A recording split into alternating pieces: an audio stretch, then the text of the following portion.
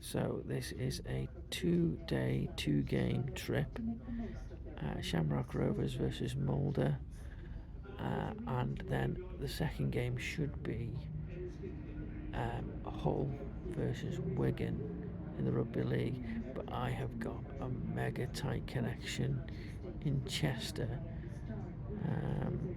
to whether that's going to go ahead. If not, then I might end up going down to London to watch United 21s at Chelsea, because I'll still get there in time for that. But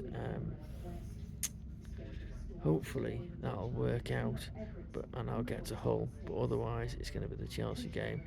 And if there's any other problems and I miss that connection and I can't get to London, then the other options are Wrexham under 19s women at Newtown, or Connahs Quay women under 19s away at TNS.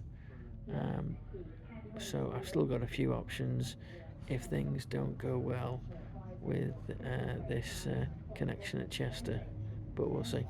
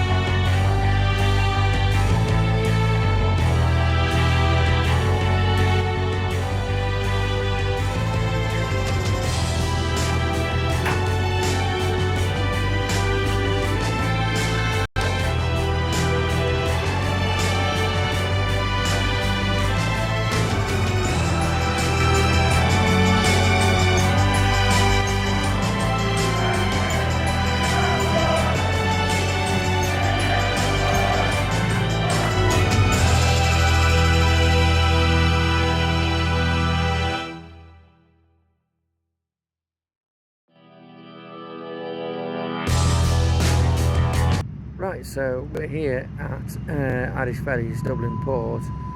7:30 ferry has been cancelled, so that makes it difficult. There's another one at 10:30 from the Stena port, just as a 10-minute walk from here. I'm not going to get back to get the bus up to Hull, which I plan to do, but I looked and I can still get the train there in time for kick-off, so I might see if I can get on the ferry and give Wigan a call, see if it's okay just to come back on the bus and then go through on the train, watch the game, and then go home on the bus. So I think we'll try that, but whatever, I'm going to get the train back, the ferry back at 10:30. I looked at flights, even looked at trying to get up to Belfast and that, but everything's either just ridiculously priced or just not good times really. So I think I'll go back on this 10:30. If I don't make the whole Wigan Rugby League game, there's two options. There's either Wrexham under 19s women at Newport, or Connahs Quay under 19s women away at TNS. So one of those two. I'd have to get a lift back to Newtown for the Wrexham under 19s women. So that might be a bit difficult. So the likelihood would probably be the Connahs Quay one at TNS, but we'll see. First of all, we need to get ourselves back to Wales really. So see what we can do with that.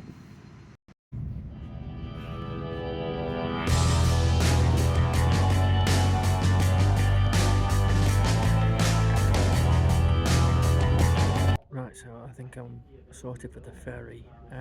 I paid again. Got here to Stena and it said, oh, you know, our earlier morning ferry's been cancelled, and sorry, the night ferry's been cancelled, which I knew already. That's why I'm on the morning one. That's why I didn't book it. And we can't guarantee you a spot on this one. You'll have to wait till half nine. I'm looking again at the flights and all that, and no, nothing. So I think to myself, well, I'm just going to have a look online. There's loads of people coming from that area. I'm thinking, there's a lot of people here. I'm just going to have a look online, see if it's bookable. I looked online. It's bookable as a passenger. So I went to the back of the desk and said, sorry, I said, not to be awkward, I said, but how come if you're saying it's full, it's bookable online? She says, well, you know, we've got to look after the Stena customers first and all this. I'm thinking, right, okay.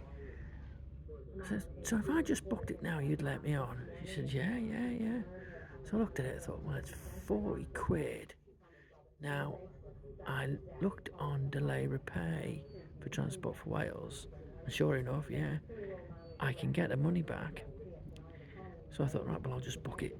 I'll book the 40 quid, and I'll just get the book money back through delay repay, through Transport for Wales, where I booked it through. So I've done that, so I'm now waiting to get on the ferry. So I'm on the ferry at least, so that's at least a start. And hopefully the trains and all that will go well, and I'll get back and get up to Hull. I'll tell you something else as well. I come across from that Irish ferry to Stena, right, and it was spitting a bit, drizzling a bit, fine, okay, 10-minute walk, wasn't too bad. But then got to Stena and it's all locked up. And I thought, oh God, loads of people waiting. Nowhere, no cover at all. And they didn't open it till about 7:15. Now I was at Irish Ferries for about 6:15, so I spent about 10 minutes there. So I literally, I was standing outside for the best part of an hour, really, including the walk. And then the bit just standing by the door there was horrendous. The wind got up and the rain was driving at me.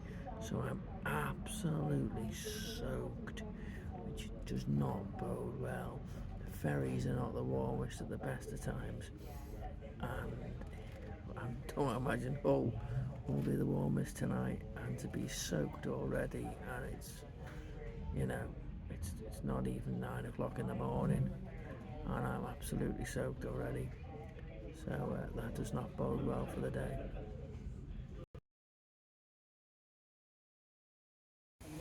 Right, so on the ferry now. The ferry left late, and they reckon that it won't be in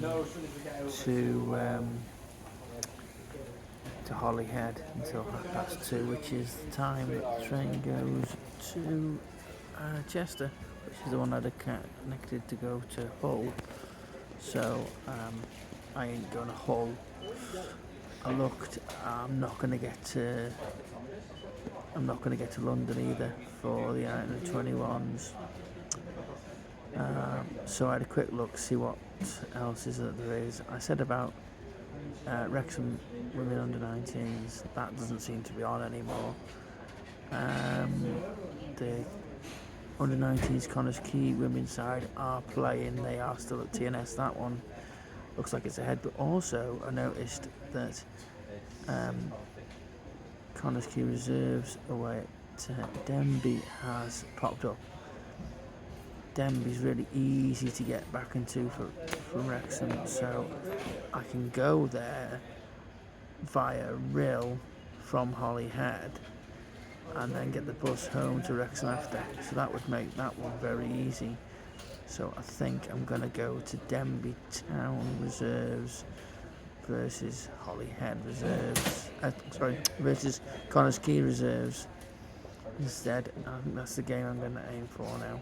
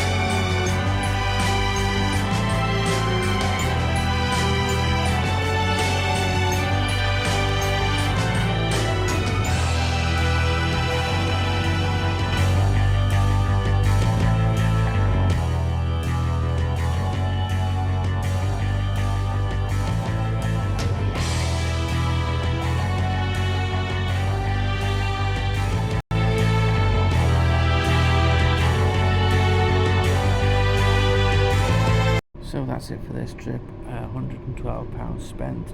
Obviously £15 on the £13 on the accommodation. That was quite cheap. Got my money back for the sail and rail on the refund there because of the cancelled ferry. Got the ticket money back for Hull Wigan, which obviously didn't attend in the end. Obviously couldn't get the money back for the bus, but I did get the money back for the train up to Wigan, so again that's good. They did charge me £4 to get into that reserve game at Denbigh, which I thought was a little steep, but I suppose they've got to pay for the floodlights and that, so I can understand the cost really. Other than that though, free buses from Rill to Denbigh and then Denbigh back to Wrexham, so that didn't cost me any extra, though I'd already paid for the train back to Wrexham, but that's part of the delay repay refund, so all that's accomplished to a free travel there. So overall I've done quite well transport wise. Other than that, looking at one or two other things, I did fail to get the audio description. Basically the ferry was late getting there as well, but not majorly late, but by the time I got from the ferry port into town, put my bag away and got down to the ground, it was like 5 minutes before kick-off. Now if you remember, the email said the guy was one of the commentators who was going to come round and give it to me, so I didn't like to ring him at 5 minutes before kick-off because I thought, oh, it's a bit late. And I also found the game was available to listen to on Flash Scores, so I listened to it through that. I must send the guy an email and apologise and giving him my reasons. I think I'll do that this week, but yeah, I didn't really get that in the end, which was a shame to be honest, but there we go. It was a bit of a disastrous trip as well really, with all the missed things, missed going to Hull and stuff like that, and then obviously missing the audio description, and it just a lot of faffing and a lot of effort for nothing really. So with Shamrock going out as well, so it was a bit of a tough trip this one, but another one done, another 2 games done, and we move on to the next one. Just before I do go, I'd like to point out that what I saw there at Denbigh, as you can see by the tweet I've put up, there was like raised surfaces just before the ground, like speed bumps in the road, and there was no pavement. So walking down the road, obviously the floodlights are the only thing around, so they're dazzling me. There's no other lights to reflect against those lights, so those lights are just beaming into my eyes, and everything has pitch black, so it makes me totally blind. So walking along a road where there's going to be raised surfaces is really difficult. If you're not expecting them, you're just going to tumble over them. So I've learned over the years to just, when I'm in that situation and I am dazzled by the lights, is just to sort of drag my feet along the floor so that my feet aren't leaving the floor, and that way, if I come in contact with it, I'm just literally stubbing my toe on the edge of it, so I can feel the raised bit. Otherwise I'm just going arse over tit really. But that's the way I get around that. But yeah, it is a bit intimidating, that knowing that any minute you could just fall over, wallop. But I didn't, so that's good. Yeah, that's it for this trip, and I'll see you on the next video.